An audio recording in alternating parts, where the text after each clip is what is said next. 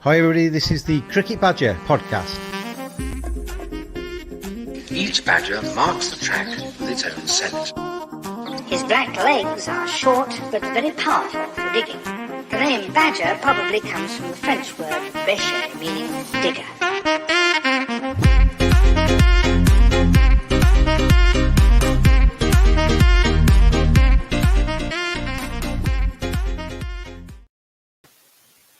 And hello everybody, welcome along another edition of the Cricket Badger podcast, and I'm James, and alongside me today Andy Nash, the former Somerset chairman, ECB director, businessman, vocal opponent of the 100, and we've got quite a bit in common, I think, Andy, over the last few years in terms of the Twitter sphere, kind of trying to get our points across. I was just saying to you before we press record there, the cricket world, in a way, has got a little bit Brexity, hasn't it, in terms of people supporting the 100, trying to say people that are against it are stick in the muds and not progressive, and people who can see a danger to county cricket. Welcome to the podcast. Thank you for having me on. And yes, as we were saying briefly a few moments ago, I think it's reflective of Twitter and social media generally, isn't it? The debates all too often descend into the personal, the irrational, and the outright rude, which is not the way it should be. So I do my utmost to remain polite at all times, no matter how strongly I may feel on certain issues with regard to cricket. And I think it's important as well, isn't it, to just recognise the fact that whatever your views are, generally speaking, most people just love cricket and want to see it move in the right direction. It's just other people have maybe slightly different opinions on what that direction should be. Yeah, and you want to have passion, don't you, as well, because that's a vital ingredient of any sport. And with a professional sport, it gets magnified. So that's a really important ingredient. And also, of course, in cricket, like so many things, very few issues are binary. It's not maths, is it? There's no right and wrong quite often. No. You've got to be able to think around corners and look over the horizon sometimes to try and spot how things might play out.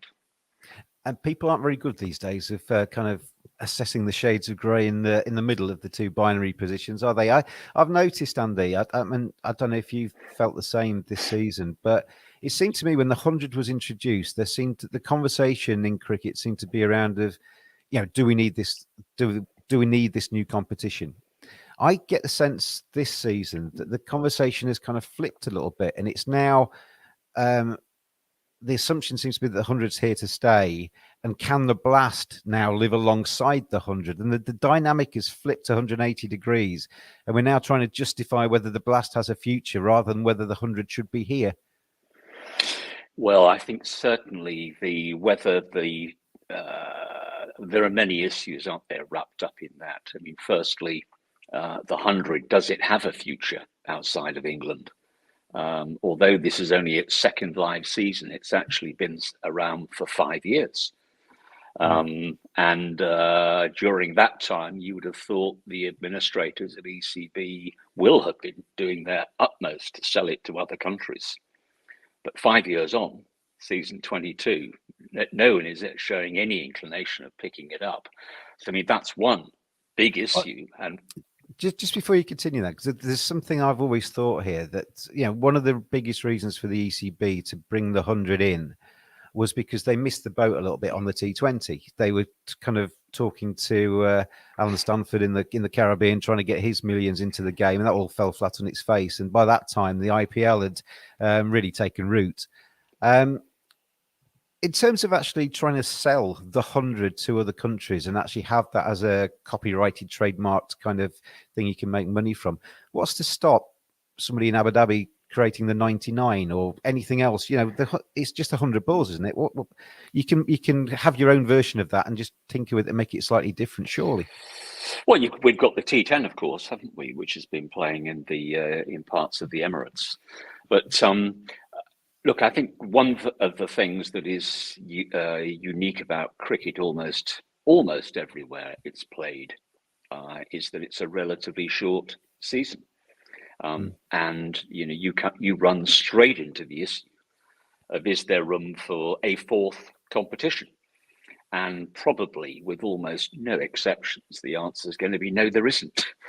And I remember talking to some of the Safis playing for Somerset, guys like Char Willoughby, and asking him, how is it that, in South Africa, you're turning out so many outstanding cricketers for the size of the population? And his answer was very memorable. He said, well, it's dead easy. He said, we play it for 2 terms at school, not just one. And there you go. So they're playing twice as much, and it shows, doesn't it? But with the exception of probably of the Safis, most of the rest of the major countries with an ICC have a smaller window, and very, very difficult to see how you can squeeze 4 competitions in. And I think that whilst there are very few black and white situations, very obviously yes or no in cricket, it's pretty difficult to sustain the argument that the English season can cope with 4 competitions. We've seen I'm sure we'll go into it later, but the entire rhythm or drumbeat of the English season for the fans has long since disappeared. We've now got the T20 being pierced by the county championship. The county championship is being thrown around like a rag doll at the beginning and the end of it's the bookend of the seasons. And one can go on, but I'm with Owen Morgan on this. I mean, he said determinedly, I think it was last year, we can't coexist with 2 short form competitions. One will have to give way, and I'm quite certain that they are, as certain as I can be, the T20 and the 100 are mutually exclusive. It's one or the other. Which one's going to win then? Well, no easy answer to that one, because in the red corner, you've got the counties and T20, and I'm quite certain, and I'm sure other county chairs, both retired like me or current, will bear this out. A county can't sustain itself financially. It doesn't have a sustainable business plan without the T20 in 2022 or going forwards. It's crucial. But in the blue corner, you've got ECB, who are determined to persist with the 100, not because the 100 per se is a brilliant format, although not that there's anything wrong with it as a cricketing spectacle.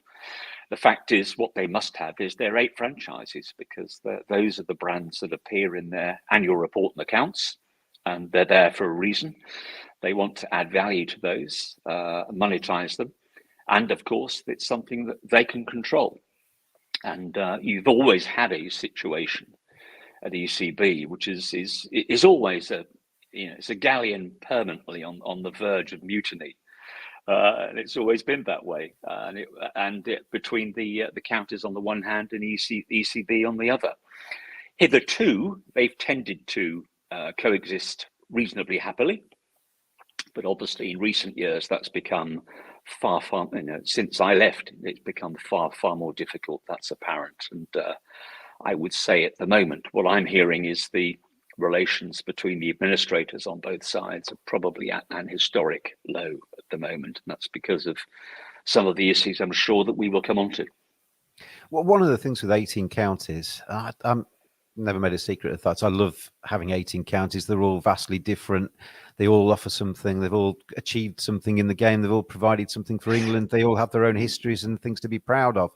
But one of the things with 18 counties, Andy, is that because of the geography and of this country, they all have slightly different needs and desires and things that they would want to see in an ideal world. Leicestershire's needs and desires are probably different to a Surrey's needs and desires, aren't they? Of course. Yeah, totally. And we used to say at ECB that we've got 18 counties and about 23 different strategies being played out in the game. They are all very different. And of course, they wax and they wane, don't they? And even, my own county, which has been now far and away the longest serving in Division 1 of the county championship, has had a terrible start until the last couple of games. And I think that those difficulties that the counties periodically have, are the salt that gives the game its flavour. And and that takes us on to probably Yeah, there is a point of view that the 18 is too many and they should be shrunk. And I know that is fiercely opposed by many. And it would be opposed by people like myself, and I suspect you too, James, because I think on that, Andy, yeah, there is no magic number. We've got 18. Probably, as has been said many times before, if we started from scratch, 18 possibly wouldn't be the number that we went with. But what I want to see is those 18 counties. You know, if one of them does die because they're not run properly or because they just can't achieve what is required by cricket, that's a different matter of different thing. But I want to see those 18 counties having the same kind of opportunities and the same kind of chances, because a fan in Leicestershire is just as valuable as a fan in Surrey or Yorkshire or anywhere else. Not to mention, of course, the players' pathway. And again, take the Southwest, the region I'm most familiar with. I mean, Somerset has been recruiting boys and girls from all over the Southwest Peninsula now for many, many years.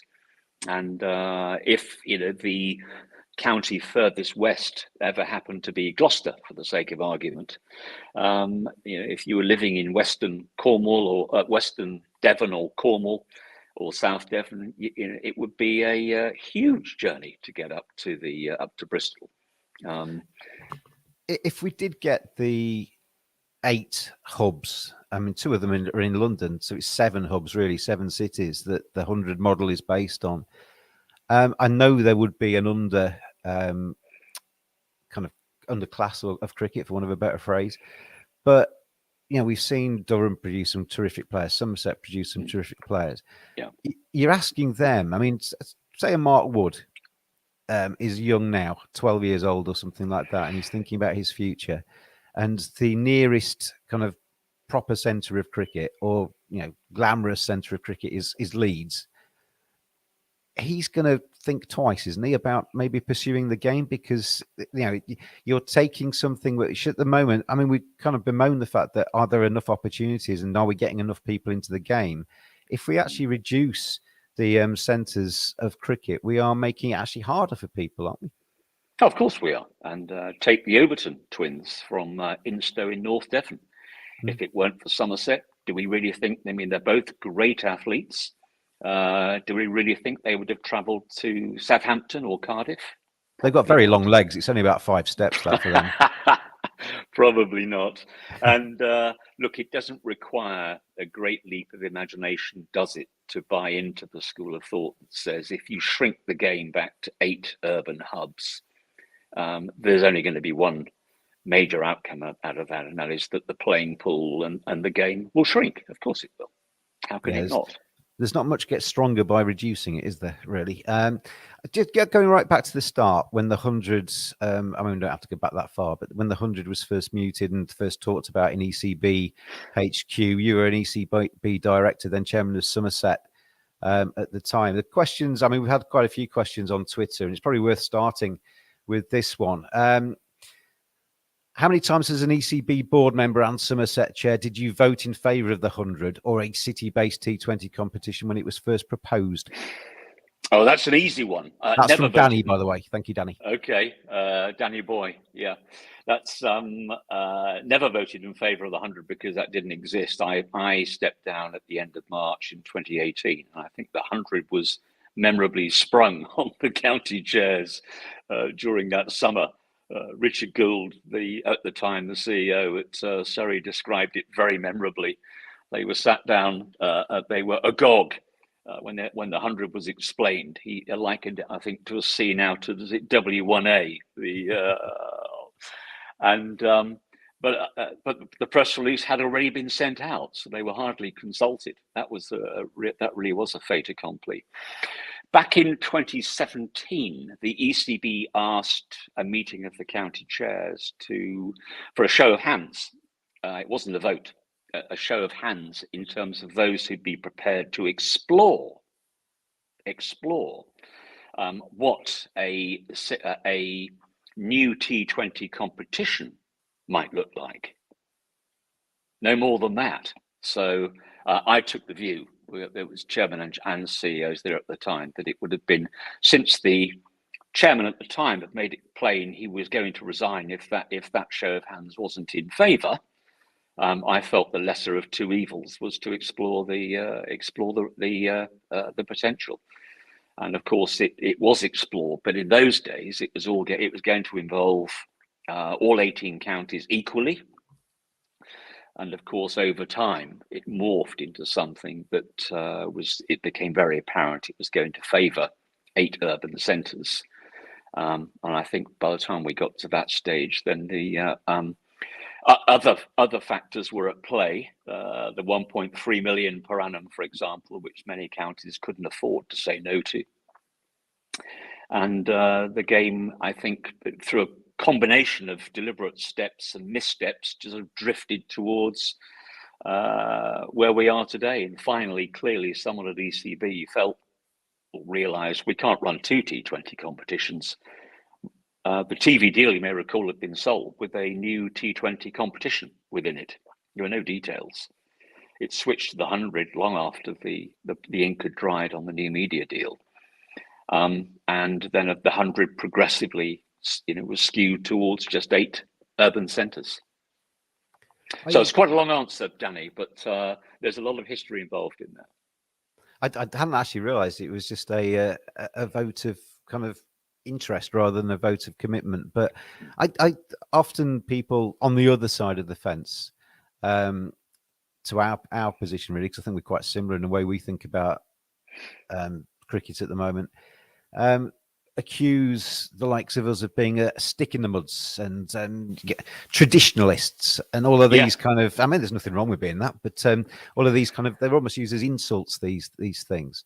And I've never been opposed to change. I mean, when we were first starting to talk about this, I actually suggested maybe England should have a T10 league involving all 18 counties and make it a hit and giggle for 3 weeks at the end of a season and have 3 games at the same ground on the same day or something like that, just to make it different and be the first country at the time to really adopt a T10 kind of approach to that.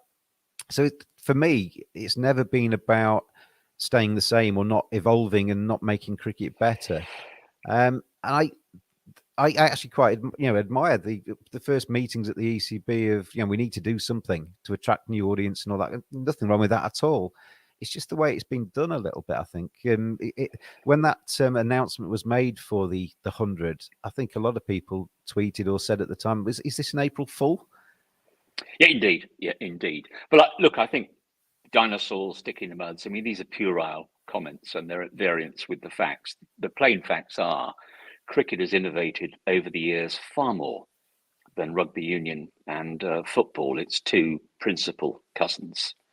I mean, look at the innovation that's gone through cricket with initially the establishment of the ODIs, limited overs cricket, different formats were tried. 20 years ago now, T20 came along. We've had changes in the divisions in the first class game. I mean, cricket has been almost dizzy with change compared to what soccer and rugby union have experienced. So I think the signal is a nonsense comment. I think sometimes, Andy. Sorry. I think sometimes, Andy, the cricket has actually changed too often. Rather than actually let the landscape settle down so people can actually get to understand it and work out what's going on from year to year.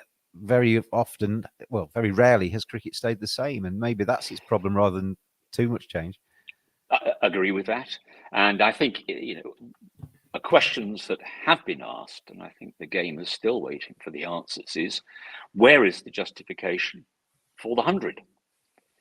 What's it trying to do? Because you'll recall, I'm sure, like most cricket fans, initially it was for a brand new audience. What happened? That segued very quickly once they realized there wasn't one, or they weren't going to attract one. It very quickly segued into, well, we better try and increase the tent to include the current loyalists of the game, and where, of course, the response has been what it's been. So we're still waiting for that, and even now, if you look at I was looking at it earlier on in preparation for our chat today. The ECB's latest report and account still talks about a huge increase in numbers within the game. and based on participation, fans, players, followers, etc. Well, I mean, this is a brand new language because when the government through the Sport England are measuring the size of sport, they talk about participation, i.e. players. Now, within that, I looked up the numbers very recently. Cricket now isn't in the top 15. It's behind rowing. It's behind.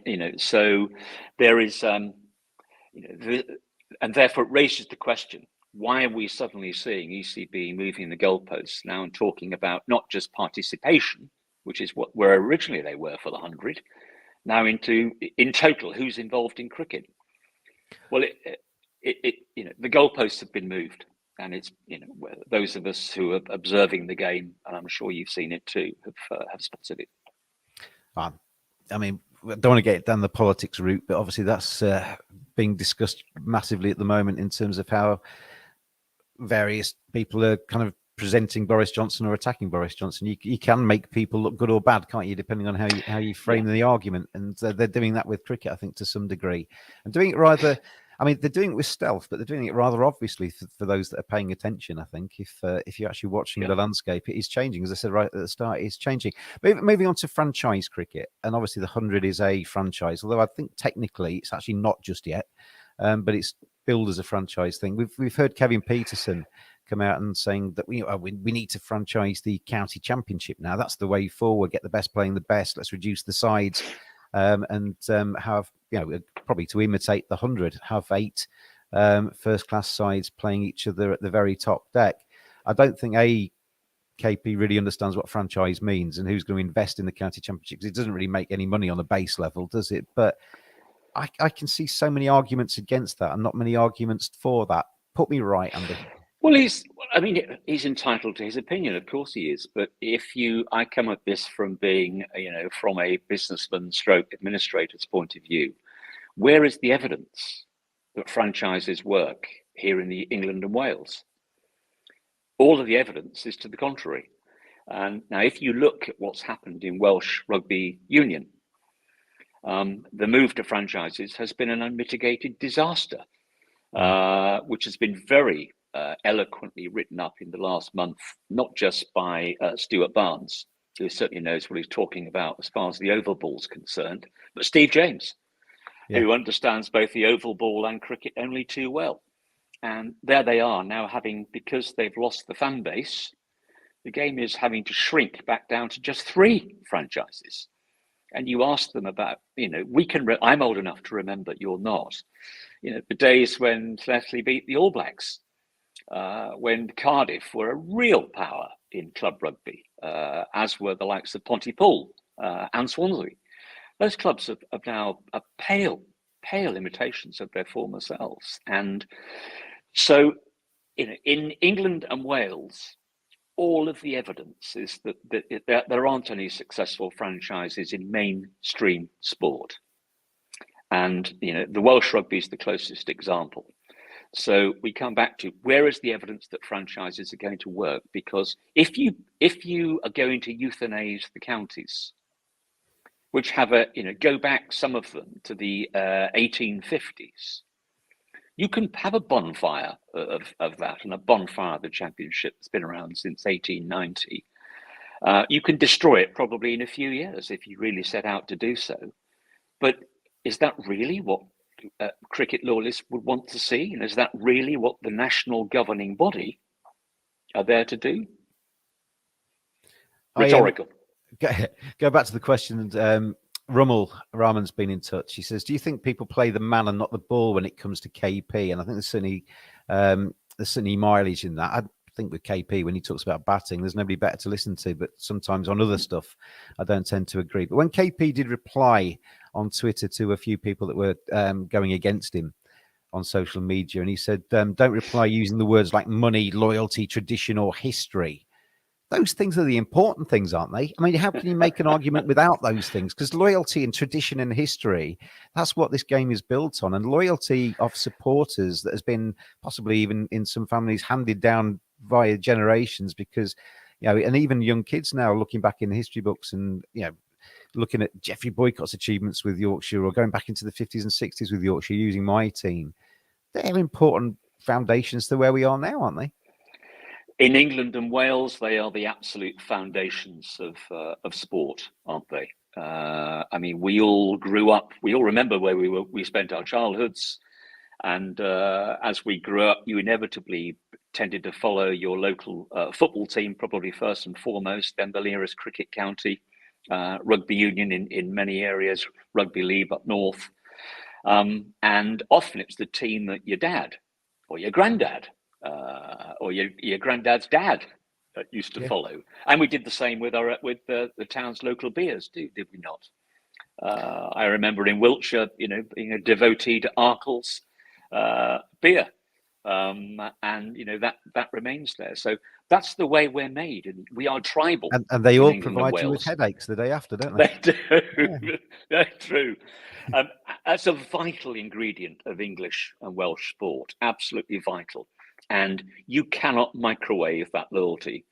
And that's why people, still follow Swindon Town, despite the fact they've only won one trophy of any note in God knows how many decades. But that is the same with most of the 96, isn't it? Football league clubs. There's only a tiny handful that, recurrently win major trophies, but it doesn't stop millions of people supporting and caring about those other teams. And it's in our bone marrow. And the counties are in people's bone marrows. And that's why, being positive, you look at the followship that's now coming through on streaming.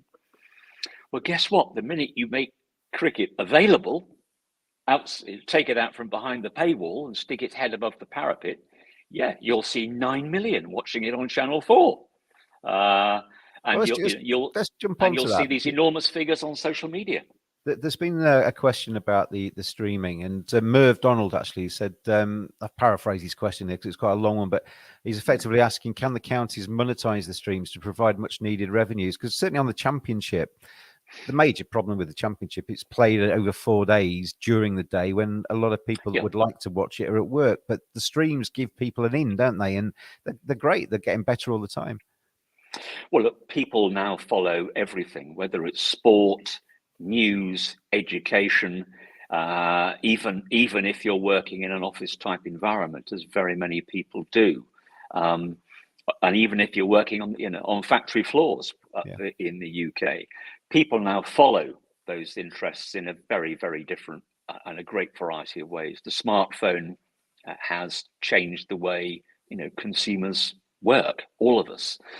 And I think the media is adapting towards that. I would think cricket is in the early phases of understanding how it can market itself on social media.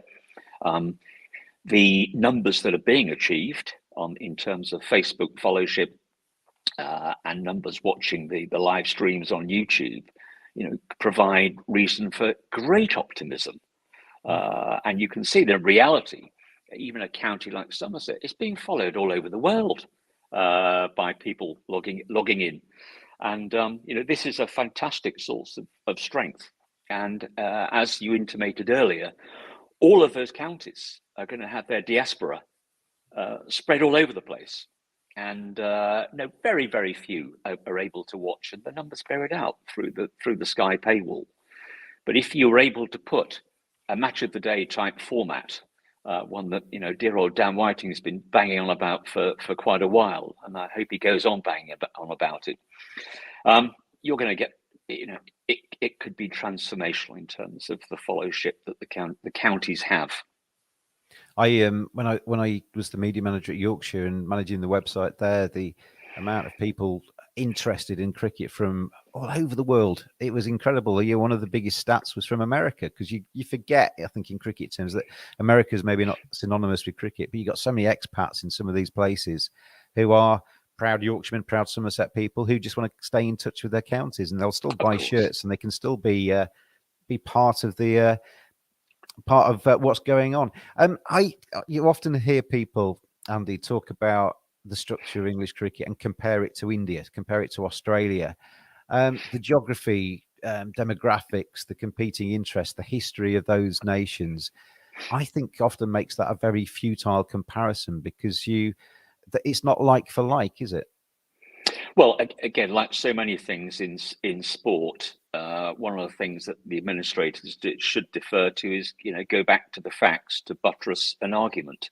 And in the case of Australia, we're polar opposites. In Australia, 75% of their population live in 5 conurbations. The top 5 conurbations in the UK are 25% of our population. So, that is a staggering statistic. The UK, So when Australia is setting up the Sheffield Shield and when they're setting up the Big Bash with 2 teams in Melbourne and 2 teams in Sydney, that's because that's where everybody lives, isn't it? Absolutely, yeah. And of course, although there's 2 in those 2 cities, as you say, in the other areas, it replicates perfectly the geography of the Sheffield Shield sites. Yeah. Now, in India, completely different. 1.3 billion people, which is like 3 times or over 3 times the entire population of the continent of Europe. And the reason it's different there is and why the IPL is unique. They've combined 2 religions. They've combined cricket, which is the first one, with Bollywood, the second. Yeah. And nobody is ever getting anywhere near replicating that degree of success. It's out of sight for people like us or the Australians. Never mind South Africans or the West Indies. And we've seen as well, Andy, even the IPL, they've extended that and increased the teams. Big Bash has tried to replicate the structure to some degree, and I think both IPL less so, but Big Bashes go back 3 or 4 years. Everybody was talking about how that's such a vibrant competition. Everybody wanted to watch it. I see interest in that as waned a little bit because they've just extended it. And for me, the T20 or even the 100, the advantage of competitions like that is that they are wham bam. The result very quickly, go home, and the competitions themselves only come over sort of 2, 3, 4 weeks. And you can see start to finish and see the narrative of a tournament from start to trophy presentation and stay tuned with it. The competitions now are going on so long. Even I, as a cricket badger, who has followed the last 2 IPLs, I just lost interest in this IPL. Well, you're not alone. I'm not up to date with the TV ratings. I don't have access to them, but I have followed, as I'm sure you have, commentary about those ratings, and I gather even the IPL has disappointed this year. But as some wag on Twitter said, I think it was about just after the final of the IPL, he said, "Well, I'm pretty sure it's starting up again in 3 weeks' time." And we know, don't we, that pre-COVID, the Australians had overcooked the Big Bash, and that was going into reverse. I don't know what it's done since, but again, it comes back to consumer behavior, doesn't it? And there are certain things that people will follow a drumbeat for a long period of time, like the first-class game. Yep. Worldwide, the format that's winning with T20 is the short, sharp, punchy tournament, and we're seeing, even though the 2 biggest beasts have probably overdone it, perhaps in the last year or 2. Others, Bangladesh Premier League, apparently great success, as now is the Caribbean. And I think, as you're aware, James, there are many people who remain of the view that 18 count isn't a problem if they're divisionalised. And with the English game has probably missed a massive opportunity by not divisionalising T20. We could have had our own English Premier League with 9 sides in it.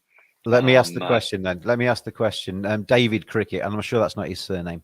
I'm sure you'll agree that we should have had a T20 Blast Premier League instead of the 100, based on the ECB executive and the independent, in inverted commas, board, and assuming broadcasters agree. How can that happen? Can that still happen? Can we still get back to that kind of structure? Or are too many egos and people invested in the 100 and heels dug in for that ever to happen? Well, I think it won't be easy to get there now. I chaired a working party at ECB on domestic structure back in, I think it was 2016, and we made a very strong and unanimous recommendation to divisionalize T20, because we used to call the T20 the hokey cokey. You know, we went from there to there to there to there every year. You may recall it was going up in and out like a bellows, and we were certain that the way forward was to divisionalize it. It would have been an irresistible concept for broadcasters and through them fans for that Premier League, with probably 3 sides going up and down. So you'd have had a real scrap for promotion and relegation as well. But it wasn't to be. The current ECB leadership at the time, we now know why they didn't go with that, because they had something else in mind around the urban franchises. That's fine. That was their prerogative. And that's why we are now where we are. But could it ride again? Well, of course it could. It would need the change in leadership at ECB to be completed. And I think as I hope, that the new chair will be Richard Thompson from Surrey, I think it's probably exactly the sort of thing that he would be very receptive to, as he was at the time back in 2016. He and Richard Gould were great supporters of that direction of travel. In terms of the hierarchy, ECB and counties, and this isn't just cricket, this happens probably in every walk of life, but I always thought when I was in cricket, actually working in cricket, your job was to try and inherit your position, make it as good as you possibly can, and then hand it on to the next person in that role in at least as good a position, if not better than you took it. So that sport, therefore, if everybody does that, the sport gets stronger. There's a temptation, I think, with the way cricket's structured now, is for people to come into the chief exec's role at the ECB or whatever position they're in, and to try and make their mark and to boost their CV and say, right, I was only there for 5 years, but we had such a massive success. That is great if it works, but if you try and put all your eggs into the basket of the 100, and the likes of us don't like that, it doesn't necessarily look so good. Sometimes maybe the best chief executive is one that just sits back and watches the cricket and lets it all just happen and carry on being successful.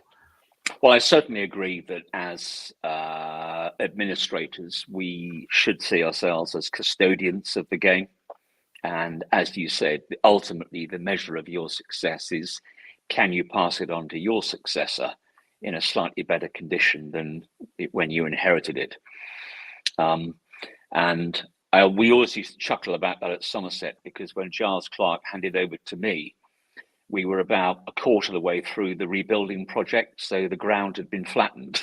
It wasn't going to be difficult for me to achieve that, because he knocked it all down. So unless you made the hole bigger, you were going to be successful. Absolutely. But we've seen a change, haven't we? And the ECB has now gone from chairman being unpaid and directors being unpaid. Now I read that the next chairman may be paid £250,000 a year, and we've seen multi-million-pound bonuses paid to senior executive directors at ECB. Well, of course, that is going to produce a completely different mindset, because whilst we don't know what the performance conditions were for those bonuses, there will have been performance conditions, and it will drive change. And that is going to be, that's a very corporate approach. It's one that I'm used to in my normal day jobs of working with businesses backed by private equity. But I mean, that is a complete sea change from the way in which cricket has hitherto been administered. And some of that will be good, some of it will be bad. And there's no doubt, I think the devotion that we're seeing to the 100 is clearly driven by some very strong short-term forces to, again, achieve, well, we're not quite sure what, but to achieve probably growth, bums on seats, TV ratings, and ultimately TV value. So, I mean, that is a very, very big change that is going on through the game, and one that is going to have some catastrophic consequences as far as county cricket is concerned. We can only hope and pray it doesn't have too many. I've written this down almost like an essay question. It almost needs the word discuss at the end of it. But should sport be all about money or about supporters? Because the one thing, I mean, I set up oppose the 100 because the thing that was frustrating me, Andy, was that it was people like yourselves in closed behind closed doors making decisions on the game. People like me and other supporters around the country who have a stake in cricket because we love it, weren't being asked what our opinions were, and I think that carries on being the case. So, should it all be about money, or is there a heartbeat? Is there a soul to cricket that can't be ignored?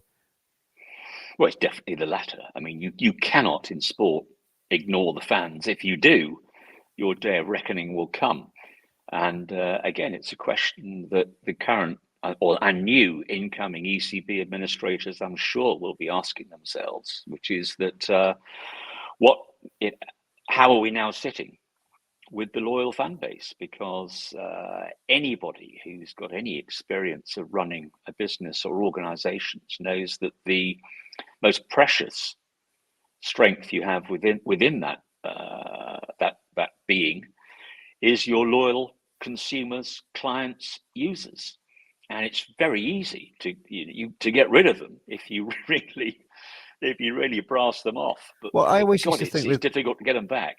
With Colin Graves, from his cost cutter days, if you were to stock a brand that wasn't selling and nobody liked, you would soon take it off your shelves, and you would listen to your supporters in that kind of context. And it's no different, is it really? You're trying to grow the game, you're trying to obviously make money because it's important, but you're also trying to give your stakeholders, in terms of the fans and the members and the supporters that buy the tickets, what they actually want.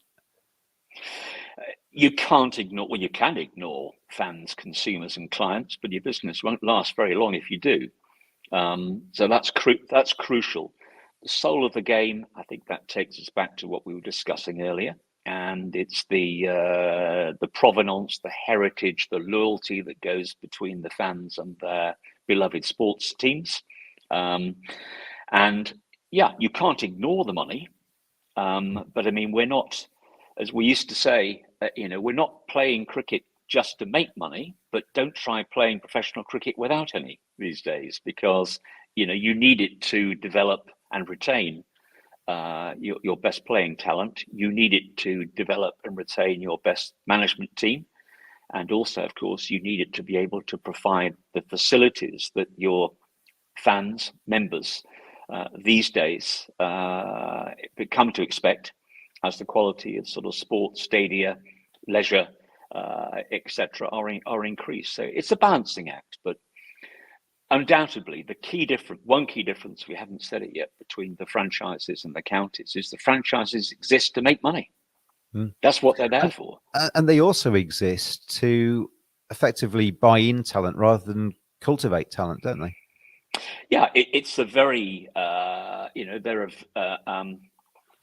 they feed off the game. I mean, they rent talent and they spit it out when they're finished with it, whether it's injured or gone over the top.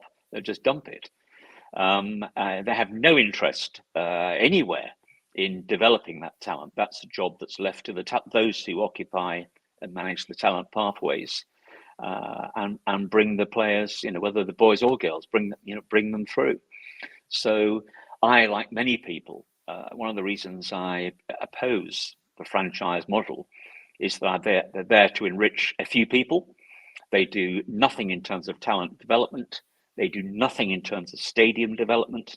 All that cost is borne by the counties in England and Wales. And they do nothing for their communities. When you look at what the 18 counties do between them, over the long haul, they have a massive effect upon the communities that they serve. And you think, again, back to the one I know best, Somerset would host the homecoming of the Royal Marines when they came back from Iraq and from Afghanistan. We would work with them to help support the injured and bereaved families. We hosted the Olympic Torch as it was on its way through the UK. We hosted concerts. And also quietly behind the scenes, now continued by many of the foundations, do a lot of work through the medium of sport with the underprivileged kids, and also those kids who are suffering from various disabilities.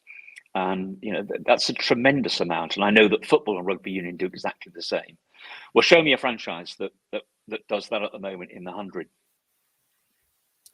I can't, Andy. I can't. Let's go back to the questions from our listeners and viewers.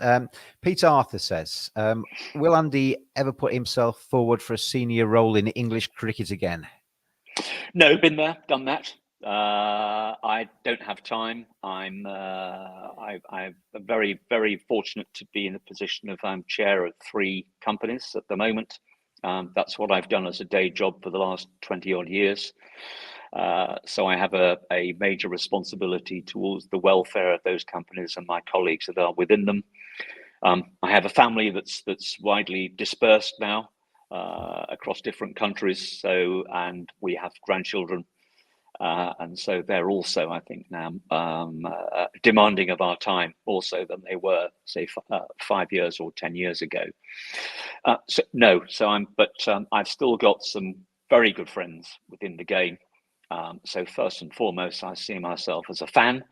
But if I'm able to make a contribution as a friend or an ex-colleague to any of those who are going to have to do the heavy lifting to get English cricket back on its feet, of course, I'd be happy to help him, but it'll be informally and behind the scenes. Slightly off on a tangent, but it's connected. Mark Sands asks, "Is the end of outground cricket in sight?" Just before you answer that, I actually always think that outgrounds could be the future of the championship. You put 3,000-4,000 people, 2,000 people into Headingley, it's empty, or it looks empty. Yeah. You put 2,000 people into York or Bradford or somewhere like that, it's buzzing. Maybe that could be the future of championship cricket and the saviour of outgrounds. But Mark's question is, are we seeing the end of outgrounds? Well, I tell you why it's under pressure, and that's our friends' health and safety. And I remember well that the Bath Festival has been around for a very, very long time, but it did become increasingly expensive to be able to stage cricket there because we were having to comply with an ever higher bar set by the various authorities and regulations that we had to comply with. And it just became more and more expensive. So I think they remain under pressure, but some of them, Cheltenham probably being the best example, I guess Scarborough's another, long may they continue. And if there are ways of meeting the costs that are involved, I think it's a great thing to do. But I know that Bath isn't the only one that has struggled. Many others have too. But what I would say, I was listening to Michael Vaughan recently, and I thought he made a really good point in relation to Test cricket, the first class game. And he actually mentioned Taunton within that. It may well fall to England to be the champion of Test cricket over the next decade. Now, if that's the case, he made the point, why not bring some of the countries that struggle to host Test cricket, New Zealand perhaps being a great example. They can only afford, is it 2 tests a year at home? For financial reasons. It crucifies them beyond that. Well, bring them here. And I'm sure we'd love to see fit them into the schedule and see the world's currently leading Test nation playing in England. I'm probably scarred by that, but I lost my job ultimately. I was made redundant at Yorkshire because Yorkshire lost so much money around hosting a neutral Test match between Pakistan and Australia at Headingley. Yeah. So the finances are important to that because there is an assumption that if you bring Pakistan to England, you'll automatically sell tickets. But you need to get the pricing right and get the marketing right and actually attract the supporters in, because you won't necessarily always get the English supporters going along and seeing, I don't know, Zimbabwe taking on Ireland or something like that. Yeah, but the very good points, James. But we do have a very large South Asian, be that Bangladeshi, Indian, or Pakistani, living here in England and Wales. And perhaps if a ground the size of perhaps Taunton or New Road or Canterbury were used, you'd have a fantastic atmosphere with 5, 6, 8, 10,000 in. Incredible. and No, absolutely, of course, absolutely. and a cost footprint that would reflect that. I think Leicester that's City's something that's future. I mean, Leicester's a massively multicultural county, absolutely. city, isn't it? If you had Pakistan playing there, that would be incredible. It would be incredible. So, I mean, I thought that's a really good point that that Michael Vaughan made, and I really hope it's one that ECB have picked up, because what better way of England, championing Test cricket, and ICC again are making comments that indicate we may have to do much of the heavy lifting on it over the next 10, 20 years. What a brilliant way of bringing other countries to, and they love coming to England. Where many local fans are. What an opportunity, potentially. No, I certainly wouldn't discount that. Jason asks, what one piece of advice would you, Andy Nash, give Rob Key and his team? I think, he's in a managerial role now. And I think the best quality that the best contemporary leaders have is the ability to listen and to reflect.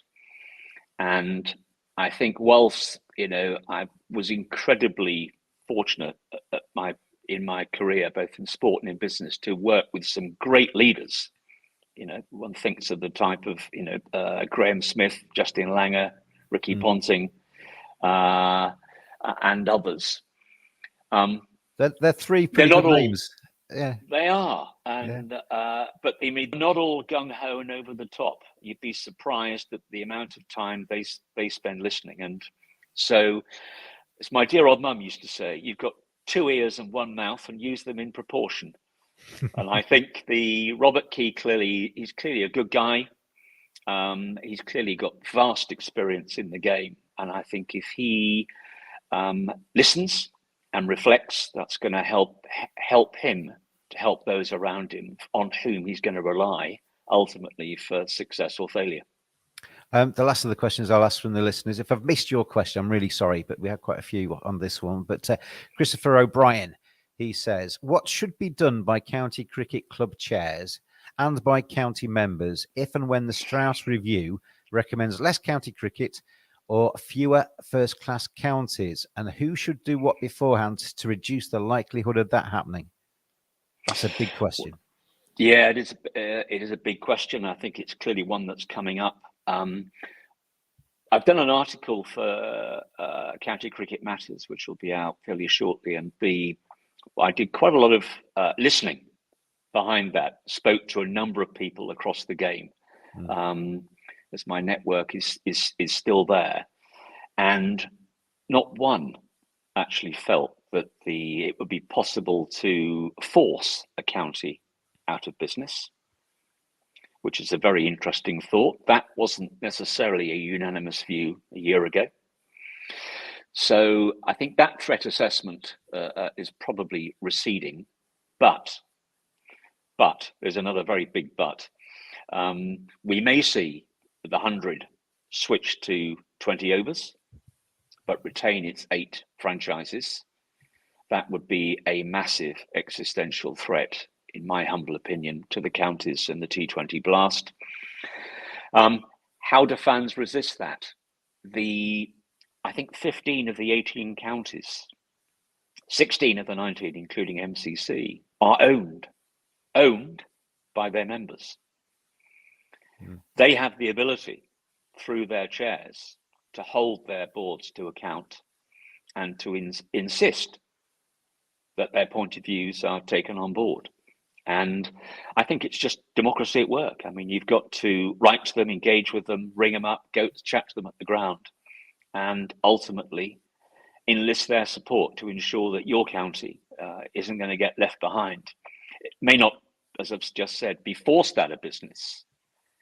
But if you're only left with 10 championship games, a second 11 competition in the 50, and the T20 has been cut back as well, and you're not hosting the 100, you're going to really, really struggle to have a sustainable business. You can make it very hard for them, can't you? And counties like, Somerset Leicestershire, Northants, Derbyshire, all of the usual suspects that we talk about when we talk about culling counties. The Derbyshire's, Leicestershire's, Northamptonshire are always the first three on people's lists. They rely massively on the T20 Blast revenue, don't they? Getting a full house at Wantage Road, for example, and getting those ticket sales is big, isn't it?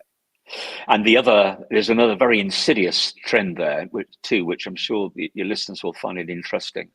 One is that you have to be very, very careful that you don't promote a situation whereby agents and the players form the view that you're never going to break through into the premier white ball competitions internationally, or indeed the England reckoning, unless you're playing for one of the quotes big counties. I mean, that can have devastating consequences. Well, we have seen people already move from a so-called smaller county to a 100 county. They shouldn't be attached, but you can make it easy to say, well, if you come here, we'll get you a 100 contract, can't you? Well, I have reason to. My understanding is it absolutely happens, and players get lent on. Of course they do. It's a nudge and a wink, isn't it? So that's another very insidious trend. It's been there for a while and has been exacerbated by the 100. The other point that's a threat to the counties is this, which is there are some really, really gifted young players around, many of them, and we've seen many come through into people's consciousness this season, not just in white ball, but in red ball as well. But the very best white ball players, I'm not going to name any, I think it's invidious to do so, but various players will spring to mind, are almost now treating the game like a golf professional might, and saying, well, actually, I can play, I'm good enough to play in the BPL, the CPL, maybe the IPL, the BBL, and the Blast. And they can make really good money doing that.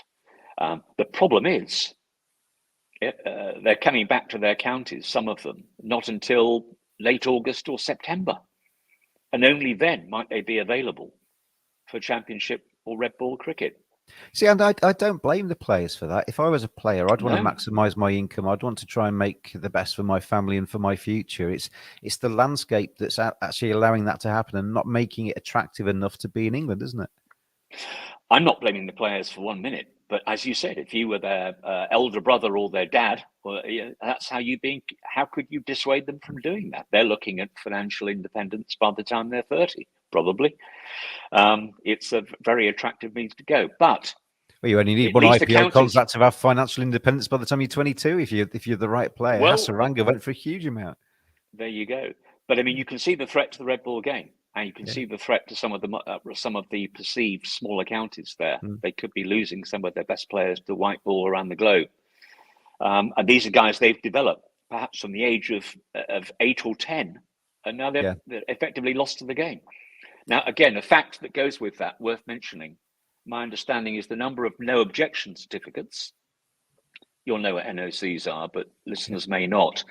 This is the certificate that the national board has to issue before a player may go and play overseas. That number this year is up tenfold on historical levels, tenfold. That's the number of young players we're losing just in the men's game going overseas. And other countries play hardball with that, don't they? India don't let their players go anywhere. I know at Yorkshire there was a couple of players that I had the press releases written for, and then their boards wouldn't actually release them and wouldn't sign the NOC. So England maybe not playing hardball enough with that. I'm going to ask you one last sort of big catch-all question, really, before I let you go, because we've been on for nearly 59 minutes. It's time flies, isn't it? Could have been on for at least another hour. Will we see 8 teams across 7 cities in all formats of English cricket? Because the smaller the number of teams, the bigger the share of the pot, isn't it? Yeah, there is an incentive for some of these counties that know that they're going to be okay to think, actually, if we shed 8 counties for sake of argument, that means that our share is going to be bigger. I spoke to Sean Jarvis, the Leicestershire chief exec, recently on this podcast, and I offered to lay down in front of the bulldozers with him, metaphorically speaking, if his club became vulnerable in this way. As you say, you can't necessarily legally force them out of business, but you can make it very hard for them. Are we going to see a future where we just have 8 notable teams in English cricket? It's a great question. I sincerely hope not. But the direction of travel at the moment is clearly to favouring an elite group of 8. And the hosts of the 100 are clearly making what businessmen would call super profits out of that. They're taking far more out of it than the 10 counties who aren't involved. In fact, the 10 counties who aren't involved are getting their 1.3 million a year. But now, of course, they've come to realise that off that 1.3 million, we've got to subtract lower memberships because people aren't turning up, lower gates. We're seeing gates falling in the T20 Blast at some grounds. And of course, as gates fall, catering revenues fall as well. So we haven't even touched on the financial crisis post-COVID that's in the game. There was, pre-COVID, over 200 million of debt across the 18 counties. That was a fact. I've no idea what it is today. I suspect it's higher. It must be higher. That's got to be paid back at some stage. And yes, clearly some will be of a view, if 8 of us can share that instead of 18, or 8 of us can have the lion's share, you can see why from their point of view, it may work. Let's hope, for the sake of the broader English game and county cricket in general, that view does not prevail. But I don't think there's any room for complacency. Here. And well, hopefully in our lifetimes we'll still see 18 counties. But I wouldn't want to put too much money on it right now because, as you said, the direction of travel seems to be heading away from that, doesn't it? Andy Nash, absolute pleasure. Kind of our paths have crossed many times on Twitter, but first time I've come face to face with you. Very nice to meet you today, and thank you for being on the Cricket Badger podcast. Thanks for having me. It's been a pleasure. And thank you out there, all of your questions that came in, and for watching and for listening as well. We'll be back very soon, probably with something about England against New Zealand, and we will see you again then. This is James. That's been Andy, and we have been the